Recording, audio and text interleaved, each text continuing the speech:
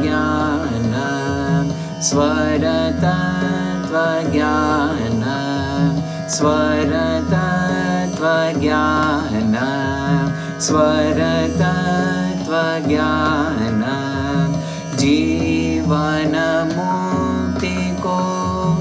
रूप साधे तब पावे ज्ञान को मर्म है गुणी जन सुनो प्रमाण स्वरतत्त्वज्ञानं स्वरतत्त्व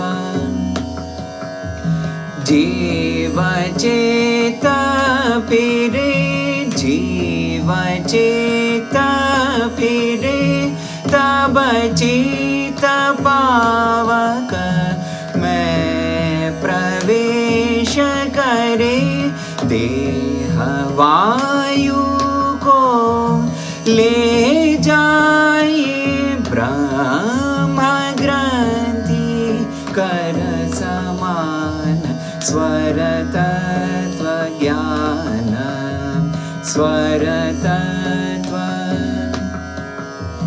ताते होवे नाभि निकट समध्वनि ताते होवे नाभि निकट समध्वनि ताते आए हृदय स्थान तब कंठ मध्य पूरण होवे सुर प्राण अपान व्यान उदान समान या विधिनाद प्रकट होवे स्वरतत्त्वज्ञानं स्वरतत्त्वज्ञानं स्वरतत्त्वज्ञानं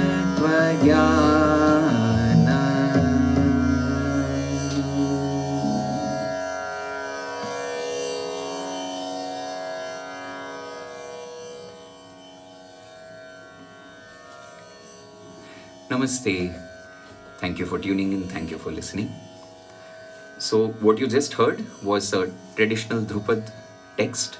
The poetry was written by the historically legendary Dhrupad musician Nayak Baiju, also popularly known as Baiju Bawra. The composition was done by my gurus, respected Gundecha brothers, in Rag Abhogi. So, Dhrupad, Well, let's say music. Music is already an integral part of most yoga practitioners' repertoire in some form or the other.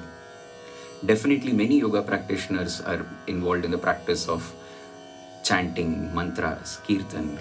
So, music adds a lot of value and enhances the experience of whatever yogic practices one does. But can music, the practice of music itself, be abhyasa in line with the principles of the Yoga Sutras? Now, well, I think so, yes. And that is the question that this workshop is going to address. So we are going to learn Dhrupad, we are going to learn to sing Dhrupad, we are going to do a lot of singing over the course of this workshop. We are also going to look at the Yoga Sutras. We are going to see how they apply to the practice of Dhrupad. And we are going to look at the sutras in particular from the perspective of a music practitioner.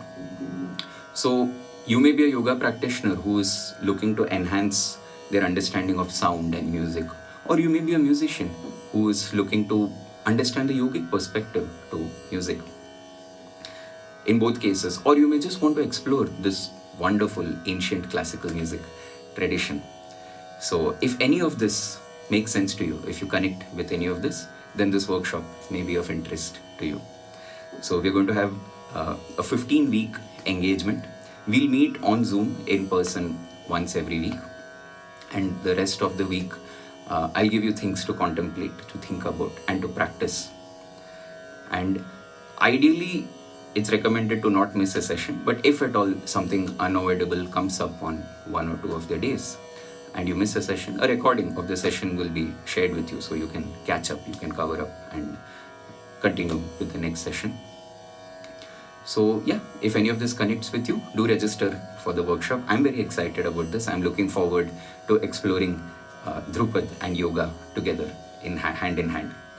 And I hope after the 15 weeks, we come out with a deeper relationship with Svara and with yoga. So thank you once again for listening, and hopefully I'll see some of you on 15th Feb, which is when we begin the course. Thank you. Namaste.